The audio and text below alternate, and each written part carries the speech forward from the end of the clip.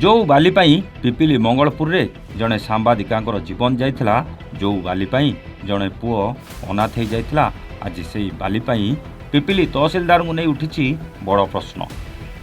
बेआईन बाली चोरा चालाण यह दुर्घटनार एक प्रमुख कारण होता बेले पॉल्यूशन ना रे हजार हजार टंका फाइन काटुवा सरकार उपरे उठी भी बड़ प्रश्न। अनेक सरकारी गाड़ी पुलिस गाड़ी रे पॉल्यूशन सर्टिफिकेट नथिले भी सेमानक गाड़ी रे फाइन कटुनुवा बेले साधारण जनता और प्रेस गाड़ी रे फाइन काटी सरकार कौन साब्यस्त करने को चाहते। शिलांक गाड़ी रे पॉल्यूशन सर्टिफिकेट नथिबा जोगु किछि दिन तले पिपिली टोल गेट रे तांकू 18,000 टंकार फाइन हेतिला, जोथिपाई से निज स्कूटी साहाय्य पुरी जाई फेरुथिले। किंतु बाली माफिया मानक द्वारा चोरा बाली चालाण हेउतबा बाली रास्ता रे पड़िथिबारु स्कूटी चका स्लीप करिथिला, जोथिपाई जड़े सांबादिकंकर जीवन जीवा सहित जड़े निरीह छुआ माँ छेउंड हो जाइथिला। ए घटना पर पिपिले जोर धरला बाली राजनीति। स्थानीय विधायक पई चोरा बाली माफिया बड़ ना साधारण जनता बड़ कही पिपिली राजनीति रे उष्णता भरी दैछंती रुद्र महारथी। पिपिली रे बेआईन बालीघाट बंद पई बारंबार दाबी होई आसुतुवा बेले कौन पई विधायक चुप बसचंती बोली प्रश्न करी विधायक आश्रित पटनायक उत्तर दियंतु बोली दाबी करिसंती रुद्र प्रताप महारथी।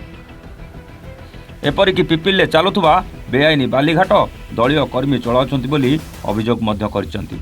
पूर्वर पिपिलीर पूर्वतन विधायक रुद्र प्रताप महारथी पिपिली किपरि बेआईन बालीघाट चली यहाकु नहीं सोशल मीडिया रे लाइव आसी मुख्यमंत्री को दृष्टि आकर्षण करथिले। यापर जिला प्रशासन वरिष्ठ अधिकारी और स्थानीय प्रशासनिक अधिकारी दृष्टि आकर्षण करथिले मध्य बेआईन बालीघाट बंद करने पाई कौनसी तत्परता प्रकाश पाई नथिला। अन्यपटे गत 2 दिन तले बेआईन बाली चोरा चालाण पाई न्यूज 7 सांबादिका और तांको बांधविक अकाल वियोग को नहीं समस्त को व्यथित करथिला।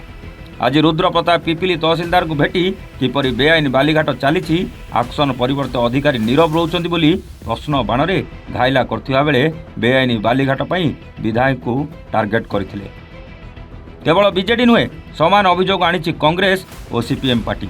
राज्य रे बाली माफिया और मोर माफिया राज चली कही सरकार को टार्गेट करिसंती पीसीसी सभापति भक्त दास।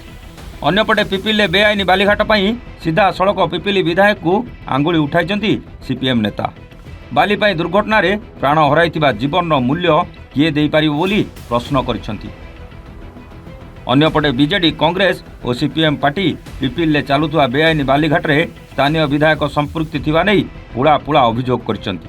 पिपिली रे चलुवा बेआईन बालीघाट रे विधायक तांको कर्मी को हाथ अछि कि नहीं ता सरकार तदंत करिबा परे अभियोग रे केते सत्यता रहिछि ता सामना को आसीबो।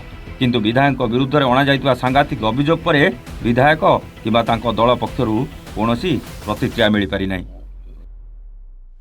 ये आज्ञा व्यक्तिगत भाव रे मु सोशल मीडिया रे निजे लाइव करिकि छाड़ीथिली पाखापाखि 8-9 मास तले देखैथिली केमिति पिपिली बेआईन बालीघाट चली से हाथ जोड़िकी माननीय मुख्यमंत्री मोहन माझी को निवेदन करथिली कार्यानुष्ठान नवा पाई।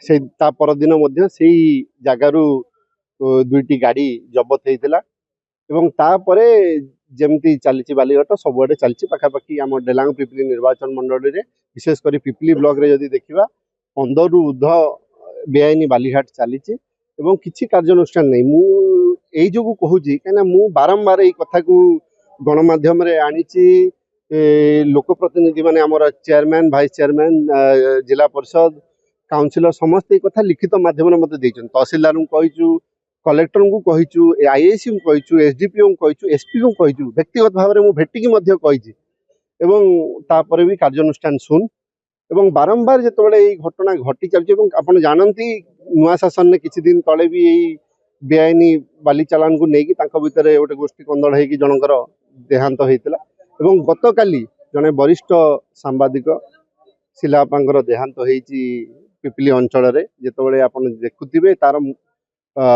मेन कारण हैला जो बाली पड़िथिला एवं जहाँ मो पाई खबर अछि पाखापाखि 15 घंटा रु ऊर्ध्व समय जेतबेले राति रे चोरा बाली चालान होउची से चोरा बाली चालान बेले ए बाली पड़िथिला एवं 15 घंटा धरी सकाळ 12टा जाई राति रु नेकी सकाळ 12टा जाई बाली उठाई नथिला एवं जेतबेले आंकर एक्सीडेंट हैला परवर्ती समय ଅପାଙ୍କର ଦେହାନ୍ତ ହେଇଗଲା ସେତେବେଳେ ଯଦି ଆପଣ ଦେଖିବେ ପୋଲିସ ଏବଂ ସେଇ ବାଲିକୁ ସାଇଡ୍ କରୁଛି।